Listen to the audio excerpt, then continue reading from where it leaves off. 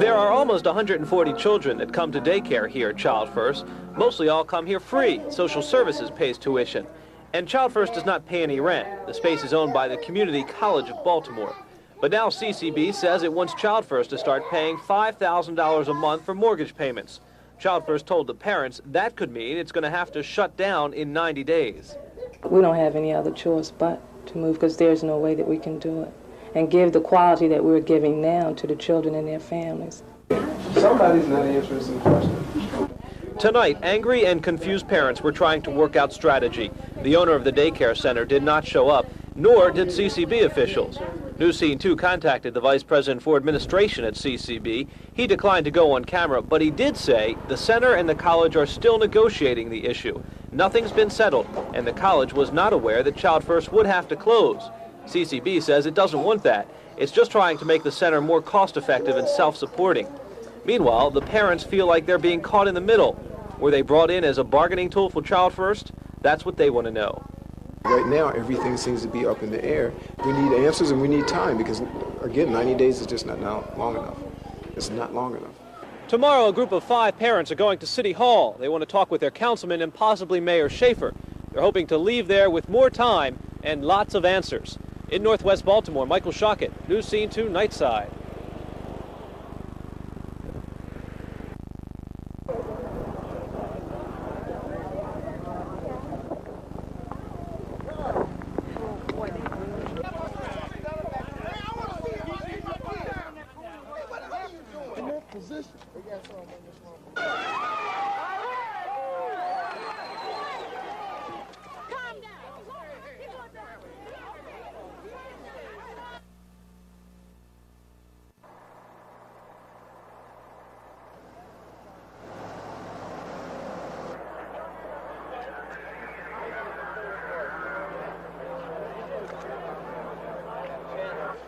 We got another one that's worse than this. It ought to be that one's going in the ambulance. That one ought to go lifeline, and this one ought to go in the ambulance. But it's going to LD. You're going to be there by the time they can land on the top. All right. It's full of rats.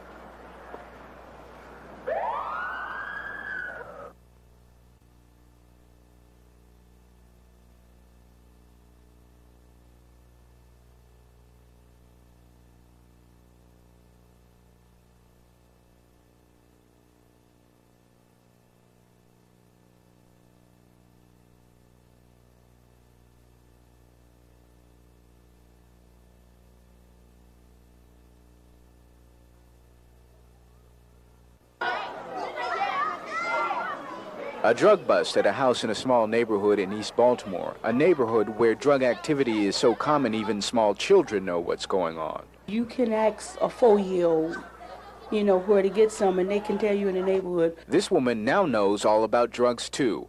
She asked that we not identify her. She learned the hard way after her teenage daughter smoked a chemical-laced joint of marijuana.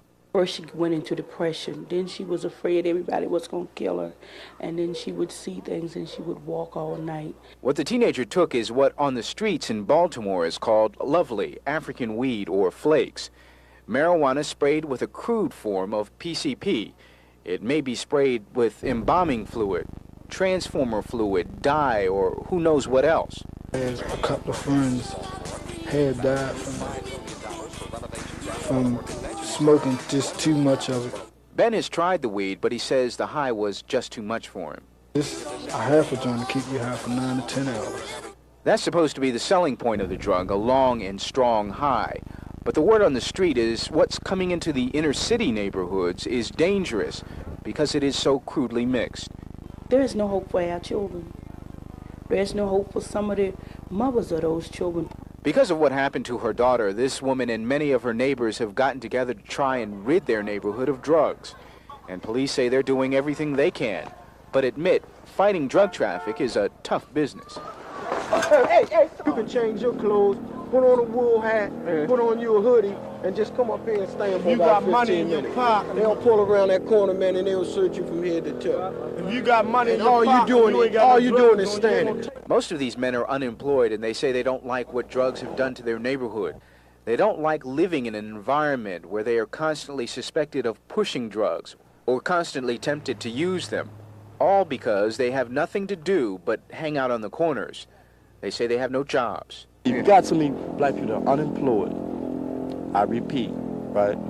They're going to have to and want to do something, to have something. If we unemployed and we out here selling it, who's processing this stuff? Nobody but people with the money. These men say that if they could rid their neighborhood of drugs and replace it with jobs, they would do it in a minute. And they admit the neighborhood would be a better place to live. Horace Holmes, News Scene 2, nighttime.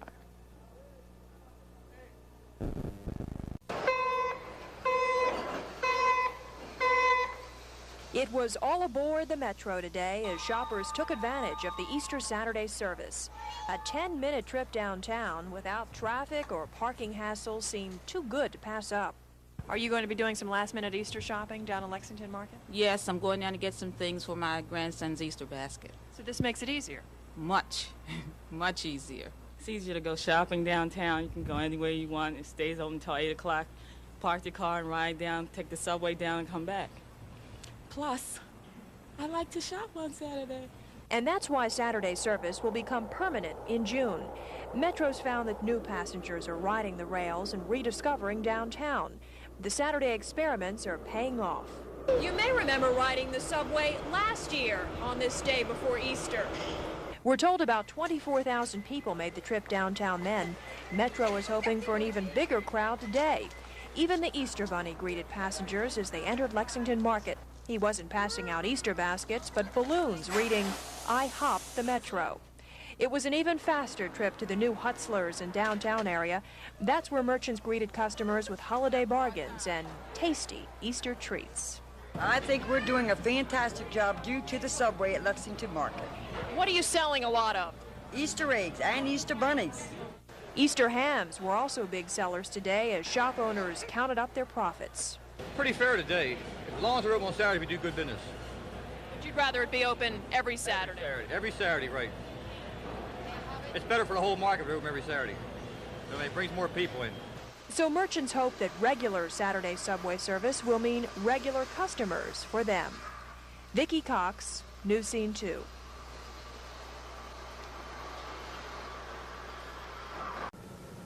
In season, the cry, "Take me out to the ball game," takes on new meaning for the residents of Waverly. These Baltimoreans literally live in the shadow of Memorial Stadium.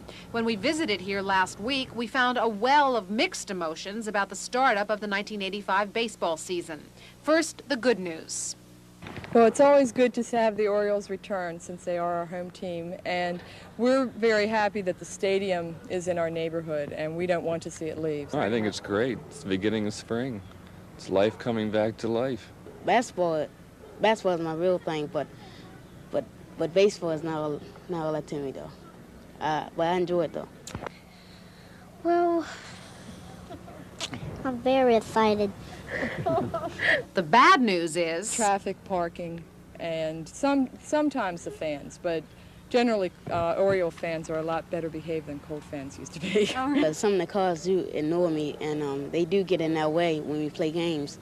But then again, it is kind of fun though, watching the cars go by and getting paid though with parking cars. I'm always skeptical leaving home when the ball game is on. You know, I'm afraid I might not get a place to park.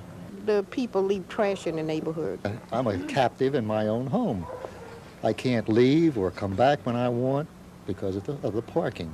And also we have quite a bit of vandalism and dirt, remains of lunches thrown on the sidewalk.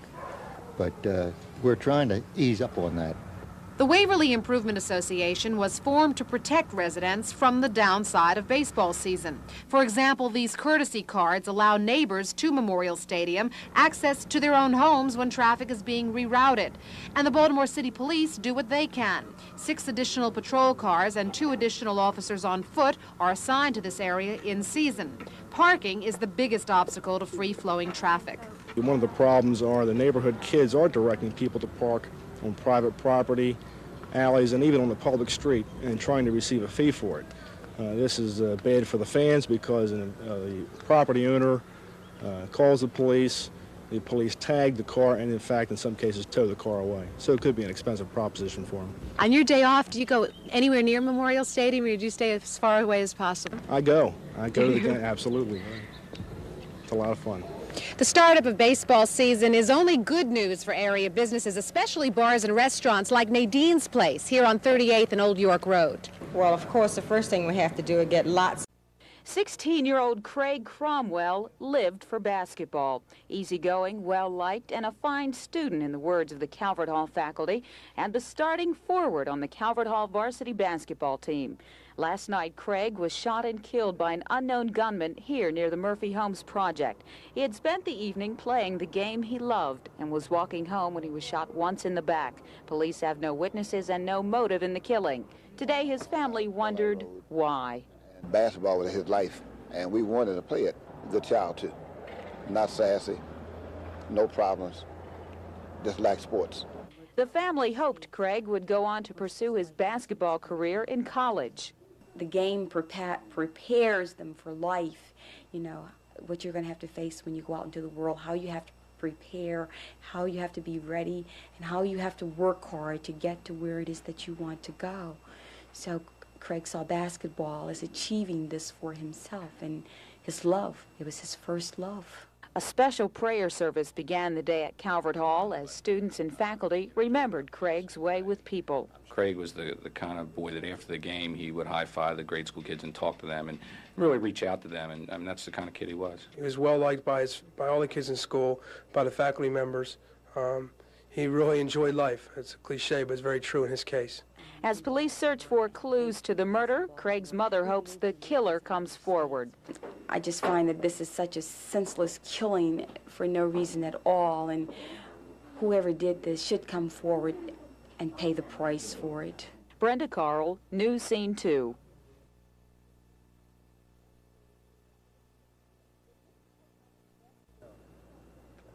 It didn't take much investigating to track down the filth the mayor rants about in his memo. We just came to the area and, behold. But a conversation with neighbors convinced us that this is a problem that requires more than a quick cleanup. They say they don't fault the city for this mess. It's hard to believe, but they say city crews were here about a month ago, and people who live here have had one cleanup campaign after another.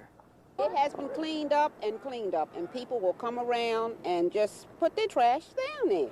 It might be cleaned up tomorrow, and next few hours, it's right straight back again, dirt. I seen a truck unload a whole, if you notice those tires down there, I couldn't get his license number because he was moving too fast for me, you know. And he unloaded a whole truckload of tires down there. You know, he didn't come from this area. We kept looking and we found one mound of rubbish after another, tucked away in alleys and scattered on sidewalks. City Director of Public Works Francis Kupta toured some of the same areas we did today. Tomorrow he'll send an army of public works and highway crews on a mammoth cleanup drive, beginning at Fulton and Baltimore streets. But he too says it will take more than a one-time cleanup to fix this problem. Once the trash is there and once you walk by it once, it becomes a given. It becomes the thing that you expect to be there rather than the clean conditions. And that's what you have to try to fight against, that attitude of both on the part of the city employees who ride by that area and the people who live there. The mayor has charged not only Kupta, but the heads of all city departments with coming up with plans to change conditions and community attitudes, and those plans are expected to be on his desk in very short order. Joyce Jefferson, News Scene 2. Thumb their nose and tell us to go to hell in a handbasket. If we send the bill over at 27.9, we have Governor calling the university MIBS. No. Well, you're wrong. In cost for not construction but for equipment. I would then ask the committee to go for $21 million with the understanding the next $10 million is going to be unrestricted. That's what everybody's agreed to, and I can only take people at their word around here. That's what I'm going to do. All I'm saying is at least get some understanding, concrete, work this thing out before you go throwing them a $21 million bill.